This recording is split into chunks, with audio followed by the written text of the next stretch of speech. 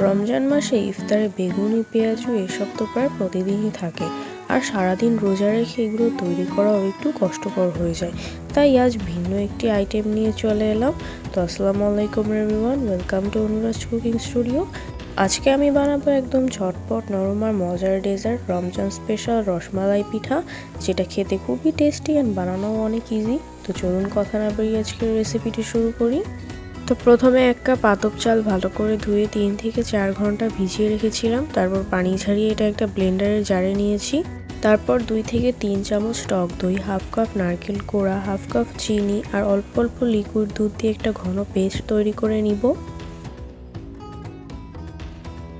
তারপর একটা বাটিতে ঢেলে নিয়ে তাতে হাফ চামচের একটু বেশি বেকিং পাউডার, 4 ভাগের 1 ভাগ বেকিং সোডা, সামান্য একটু লবণ আর 3 চামচ ঘি দিয়ে মিক্স করে নিব। তারপর আমি কয়েকটা ওয়ান টাইম ইউজের ছোট আইসক্রিমের কাপ নিয়েছি, তাতে সামান্য ঘি ব্রাশ করে নিব। আর আপনাদের কাছে এই কাপগুলো না থাকলে আপনারা স্টিলের অথবা হিটপ্রুফ কাচের বাটিও ইউজ করতে পারেন। এবার চালের পেস্টটি বাটির ভিতর অর্ধেক পরিমাণ দিয়ে দিব। আচ্ছা, আর আপনারা কে কোথা থেকে দেখছেন তা কমেন্টে জানাতে কিন্তু অবশ্যই ভুলবেন না। তারপর এরকম একটা চালনির ভেতর বাটিগুলো বসিয়ে দিব। এবার বড় একটা হাঁড়ি বা কড়াইয়ের ভেতর একটা স্ট্যান্ড বসিয়ে তাতে কিছু গরম পানি দিয়ে চালনিটা বসিয়ে দিব। তারপর ঢাকনা দিয়ে ঢেকে দিয়ে চুলার মিডিয়াম টু লো আঁচে 15 মিনিট ভাপে সিদ্ধ করে নিব। অন্যদিকে একটি হাঁড়িতে 500 গ্রাম লিকুইড দুধ দিয়ে দিব। তার মধ্যে 2টো এলাচ, সামান্য স্যাফরন, 1/4 কাপ গুঁড়ো দুধ আর 1/4 কাপ চিনি দিয়ে মিক্স করে নিব।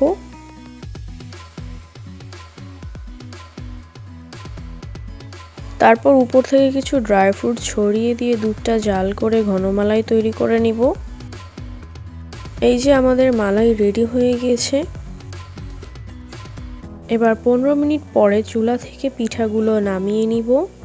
দেখুন পিঠাগুলো কতটা পারফেক্ট হয়েছে। তারপর একটি চামচের সাহায্যে চারপাশ থেকে ছাড়িয়ে নেব। দেখুন কতটা সফট হয়েছে। এবার পিঠাগুলোর উপর এক এক করে আমি সেই ঘন মালাই দিয়ে দিচ্ছি, আর লাস্টে উপর থেকে কিছু ড্রাই ফ্রুটস আর নারকেল কোড়া দিয়ে গার্নিশ করে নিব। তো এই যে আমাদের রমজান স্পেশাল রসমালাই পিঠা একদম রেডি হয়ে গেল। ইফতারের টেবিলে বেগুনি পেঁয়াজের সাথে যদি এমন একটা নরম মিষ্টি ডেজার্ট থাকে, তাহলে পুরো আয়োজনটাই হয়ে যাবে সম্পূর্ণ। তাই এই রমজানে বাসায় অবশ্যই ট্রাই করে দেখবেন। আর ভিডিওটি যদি ভালো লাগে তাহলে অবশ্যই like, comment, share and subscribe করে পাশে থাকা বেল আইকনটি ক্লিক করে দিবেন। তো সবাই ভালো থাকবেন, সুস্থ থাকবেন। আল্লাহ হাফেজ।